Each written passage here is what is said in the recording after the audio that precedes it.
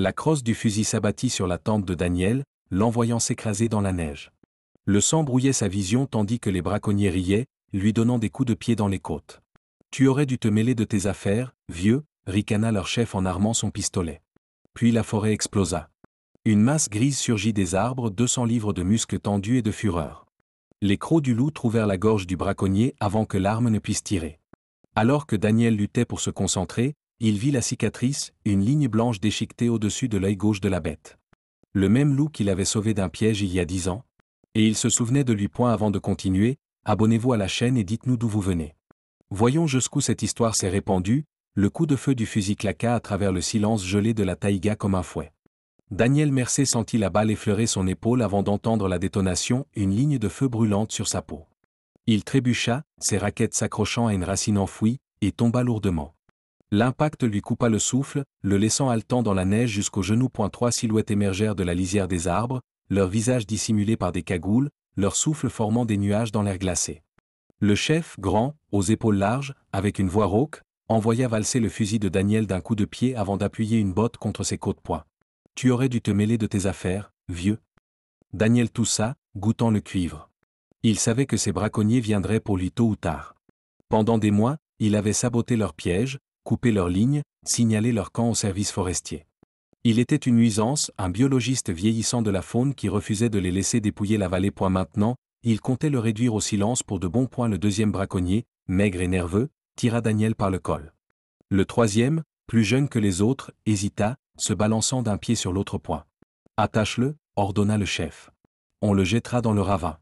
Laissons les loups faire le reste. » La vision de Daniel se brouilla alors qu'il le traînait vers le bord de la clairière. La neige sous lui s'assombrissait déjà de sang. Il connaissait ces bois, connaissait le ravin couvert de glace où il l'emmenait, un endroit où personne ne retrouverait jamais son corps. Puis la forêt bougea. Une ombre se détacha des arbres, un loup gris massif, son museau strié de givre, ses yeux dorés fixés sur les braconniers. Le souffle de Daniel se coupa. Il connaissait cette cicatrice.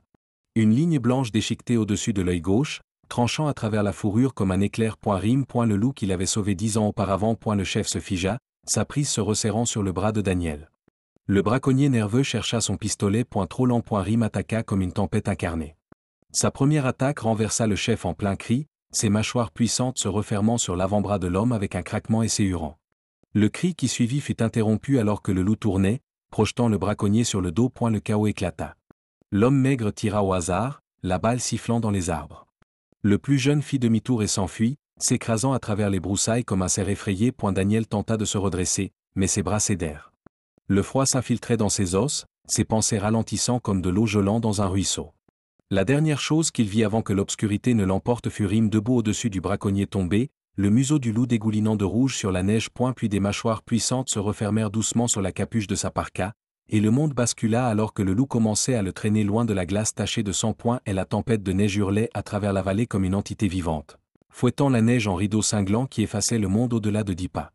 Daniel Mercé se penchait contre le vent, ses raquettes s'enfonçant profondément à chaque pas. L'appareil GPS dans sa main émettait des bips insistants, un signal de détresse provenant de l'un des colliers de recherche que son équipe avait placé sur des loups plus tôt cette saison. Sous la fureur de la tempête, un autre son perça mince, désespéré. Le cri d'un animal en douleur. Daniel suivit le signal jusqu'au bord d'un ravin où le vent avait balayé la neige, exposant des dents de glace et de roche. Au fond, à moitié enfoui dans la poudreuse, se trouvait la source du bruit. Un louveteau. Pas plus de 2 mois, sa fourrure grise argentée était emmêlée de sang gelé, un côté de son visage déchiré de l'arcade au menton. La blessure avait croûté, mais l'œil en dessous était gonflé et fermé, la chair environnante d'un rouge en colère. À proximité, la carcasse d'un loup adulte, probablement sa mère, reposait partiellement consommée, les traces autour racontant une histoire sombre. Une attaque d'ours, peut-être. Ou des loups rivaux. Le louveteau se débattait faiblement alors que Daniel approchait, montrant de petites dents dans un grognement pitoyable. Ses côtes saillaient sous sa fourrure, sa respiration était superficielle. La famine et l'infection œuvraient déjà contre lui. Pendant un long moment, Daniel hésita. Il connaissait les statistiques. Les loups élevés à la main survivaient rarement à une réintroduction dans la nature. Le service forestier exigerait qu'ils soient euthanasiés comme un risque pour les humains.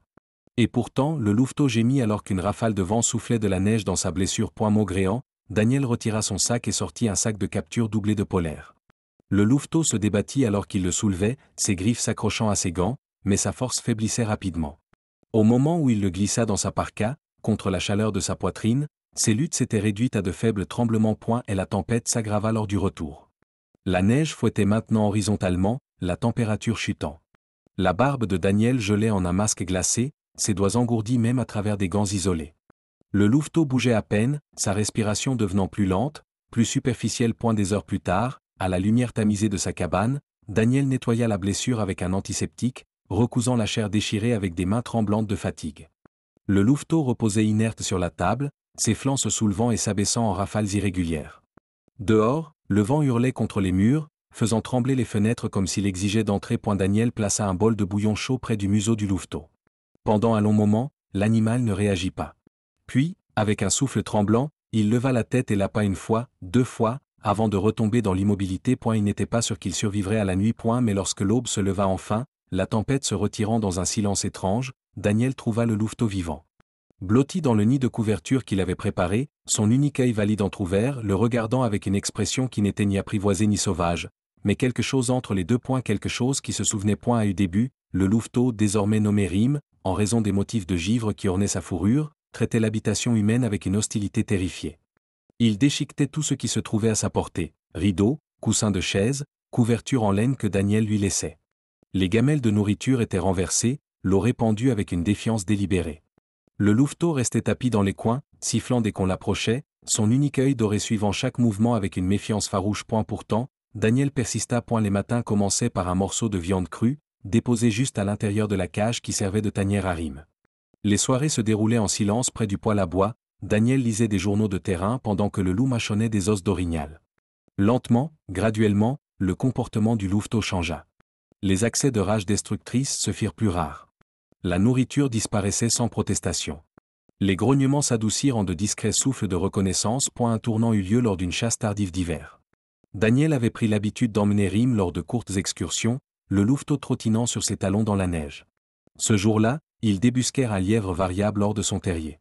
Avant que Daniel ne puisse réagir, Rime fut sur lui une masse grise floue et un claquement de mâchoire net et rapide. Mais au lieu de dévorer sa proie, le louveteau la déposa encore tiède aux pieds de Daniel. Ce geste surprit les deux. Rime recula aussitôt, les oreilles plaquées en arrière, comme honteux de son propre instinct. Daniel laissa le lièvre intact jusqu'à la tombée de la nuit.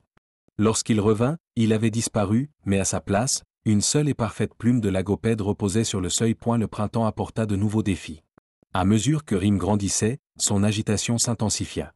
Il disparut pendant des heures, revenant avec les pattes couvertes de boue et l'odeur d'autre loup imprégnée dans sa fourrure. Daniel se réveillait pour trouver la porte de la cabane entr'ouverte, la lumière de l'aube s'étendant sur des couvertures vides. Un soir, un chœur de hurlements éclata depuis la crête derrière la cabane, des appels profonds et résonnants qui faisaient vibrer les vitres. Rime leva la tête de son repas. Pendant un battement de cœur, l'homme et le loup croisèrent leurs regards. Puis, dans un son qui ressemblait presque à une excuse, Rime disparut dans le crépuscule comme de la fumée. Daniel ne le suivit pas. 3 jours passèrent. Daniel reprit ses routines solitaires, vérifiant les caméras de surveillance, réparant les clôtures, feignant de ne pas scruter la lisière au moindre bruissement de feuilles. Au 4e matin, il ouvrit la porte et trouva une patte de caribou ensanglantée sur le perron, encore fumante dans l'air froid. Plus loin, à moitié dissimulée dans les bouleaux, une paire d'yeux dorés l'observait. Le rituel se poursuivit tout l'été. Des offrandes de gibier frais apparaissaient régulièrement. Parfois, Daniel apercevait Rime le suivant de loin pendant ses relevés, toujours à distance, sans jamais s'approcher. Le loup vivait dans 2 mondes, courant avec une meute sauvage la nuit, mais veillant encore sur l'homme qu'il avait sauvé. Jusqu'au matin d'octobre où les dons cessèrent. Daniel fouilla les lieux habituels, balaya les crêtes aux jumelles, alla jusqu'à diffuser des enregistrements de hurlements. Rien. La forêt semblait plus vide, comme si une présence essentielle s'était retirée. Ce n'est que lors de la première tempête de l'hiver qu'il comprit. Des hurlements résonnèrent dans la vallée, pas des cris isolés, mais un chant organisé, intentionnel. Une meute en mouvement. Et à sa tête, une voix se détachait, plus grave, plus nette, empreinte d'un râle familier. Daniel resta sur le perron, les flocons de neige se déposant sur ses épaules, écoutant jusqu'à ce que les derniers échos s'évanouissent dans les montagnes. Certaines dettes, semblait-il, ne se réglaient jamais vraiment.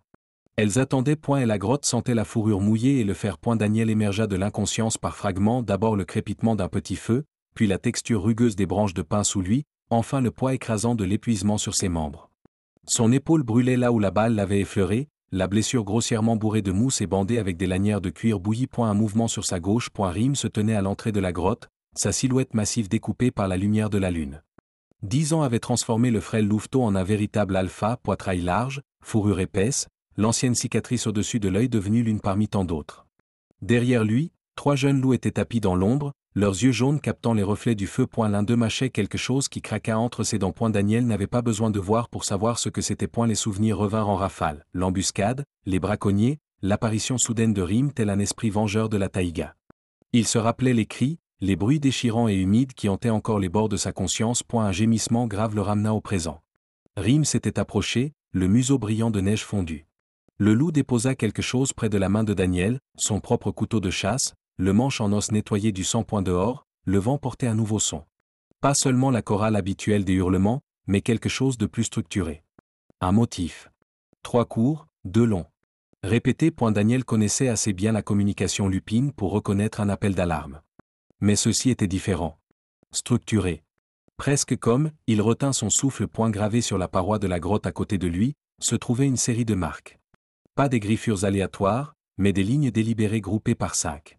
Des bâtons de comptage. 5 dans le premier groupe. 5 dans le second. Le nombre exact de braconniers qui avaient pénétré dans sa vallée cette saison. Le souffle de Rime formait des nuées dans l'air glacial alors qu'il poussait doucement l'épaule bandée de Daniel de son museau.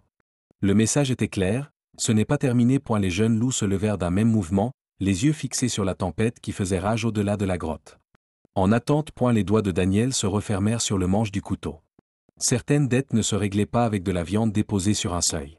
Certaines leçons devaient être écrites dans le sang. Dehors, le blizzard hurlait comme un être vivant. N'oubliez pas de vous abonner et de laisser un like, ça nous aide énormément.